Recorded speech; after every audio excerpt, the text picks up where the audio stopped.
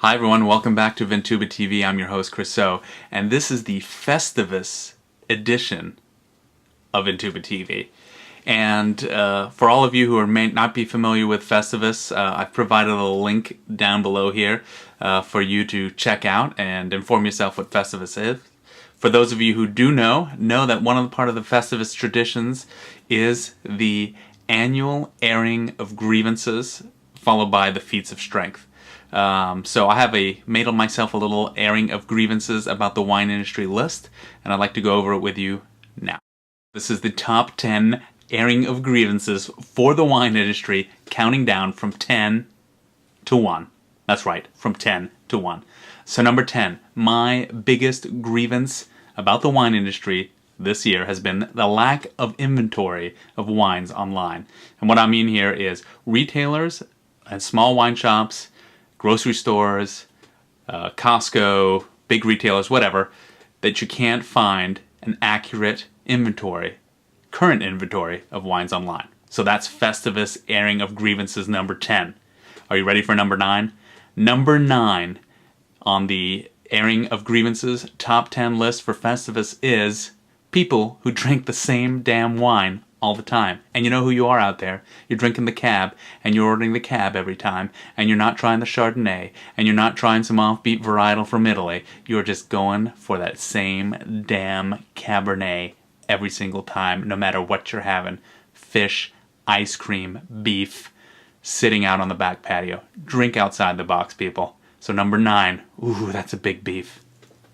Number 8 on my list of grievances is inconsistent wine information. And what I mean by this is anywhere you look, if you do a search online, one site will tell you one thing about one wine, and a different site will tell you something completely different about the same wine. So that's a beef I have. That's grievance number 8. Grievance number 7 is over-extracted alcohol wines and over-extracted flavor wines. I mean, come on, people. Winemakers out there, stop over-extracting your wines. Not everyone's doing this, but you who are guilty, you know who you are, and we're gunning for you. Number 6 on my list of grievances is the 100-point scale. I'm just not a big fan of the 100-point scale, and when you break it down, it really is a 20-point scale, because anything below 80 points no one pays any regard to anyway, and how many times have you seen a wine that scores below 80 points, let's be honest. Number 5 on my list of grievances is uninspired wine writing.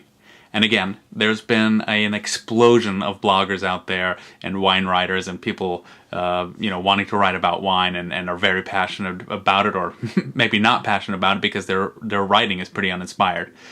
So my number 5 on my list of grievances for this Festivus edition of Vintuba is uninspired wine writing. Number 4 on my airing of grievances for this Festivus edition is restaurant wine pricing. I've just had it about up to here with restaurant wine prices. They just seem a little exorbitant. And I know restaurants out there, I know you need to make money, and I know this is a profit center for you. But please don't rake the little guy over the coals when he wants to try a bottle of wine. Make it a realistic price. Make it approachable. That's number 4. Number 3 on my list of grievances is social media. And no, I'm not against social media, but here's what I'm against. I'm against companies that use social media, and specifically wine companies that use social media. And they see it as an avenue to get rid of inventory, and they just keep hammering you and bombarding you with offers on Twitter, on Facebook. Hey, folks, social media is about connecting with the customer, telling your story, personifying your business. Start doing that. And I know not all of you are guilty, but those of you who are, we know who you are. Cut it out, alright? Number 2 on my list of grievances is the commoditization of wine. Wine is definitely not a commodity, and it shouldn't be a commodity, and it shouldn't be mass-produced cheaply and bulkily. I just don't believe in 2 Buck Chuck or in Franzia or some of this, face it, crap that's out there.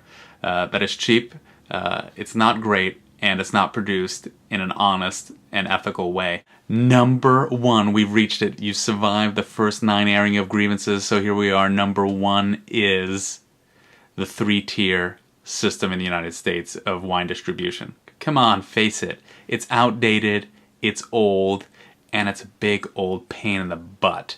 You want to know why? It's a pain in the butt because when you do find, let's say you live in Pennsylvania, you find a winery whose wines you really love, you want to get more of these wines home, you call them from Pennsylvania, and guess what? You find out they can't ship to your state. Why? Because each state can set its own rules about wine shipping. And the other big beef is you can't find the same wine in all the different states. I can't tell you how many times I've tried a wine here in Napa, called my co-host John M. in St. Louis and said, buddy, get your hands on a bottle of this wine. And he's had a hell of a time trying to locate the wine. So number one on my list of grievances is this antiquated 3-tier system we have. Let's break down the walls. Let's get rid of it. Airing of grievances out.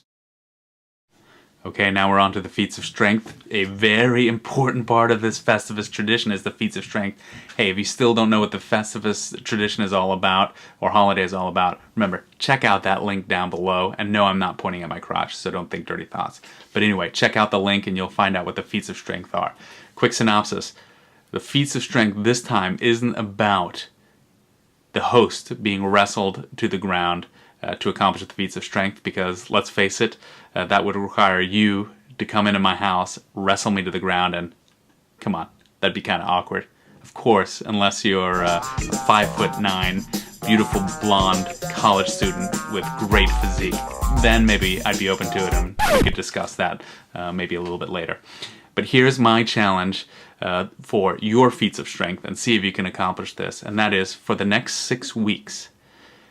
If you're drinking wine at least twice a week, every time you go to drink a wine, grab something different, something you're unfamiliar with, something you haven't had before. Go to your small retailer, ask for a suggestion, and try something new. I guarantee you, you're going to be surprised at some of the wines that you find, and it's a perfect cure for my number 9 list of grievances, and that is the people who continue to drink the same damn wine all the time. Okay, so that's a challenge from me to you. Let me know. Leave me a comment down here how it turns out. $5, you're going to love what you find. So, Feats of Strength challenge number 2, and that involves you again. Surprise, surprise. But here's what I challenge you to. I challenge you for also the next 6 weeks is go out, visit your local wine retailer, the small guy, not the supermarket chain, not Costco, not Sam's, not the super big retailer, or God forbid, pharmacy or 7-Eleven. But go shop for wines at the small retailer, ask for suggestions, and form a relationship with the owners. And I'm not talking about an intimate relationship here, I'm talking about a wine relationship. And I think you're going to be surprised at what you find. Okay? So those are my 2 challenges to you. We'll call them Feats of Strength. Really appreciate you tuning in, sticking with us here. We wishing you happy Festivus on this 23rd of December. Remember, you can check us out on Vintuba.com. You can also find us on iTunes, on Twitter, on Facebook. Jesus, where can't you find us? But hey, thanks again for your support. John M. And I will be back with some exciting shows, podcasts, videos, and who knows, maybe there's a new medium that will open up in the meantime. Okay? Cheers, guys. Take care.